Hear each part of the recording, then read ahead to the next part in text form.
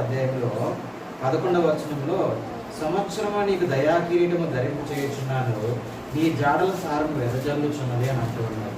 అయితే ఇక్కడ మనం జ్ఞాపకం చేసుకోవాల్సింది ఏంటంటే, సంవత్సరమున దేవుడు ఏం చేస్తూ ఉన్నాడు?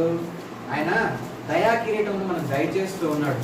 ఈరోజు ఇస్సాకు గురించి జ్ఞాపకం చేసుకోవాలంటే ముందు బ్రదర్ గురించి, సిస్టర్ గురించి కూడా మనం జ్ఞాపకం చేసుకోవాలి.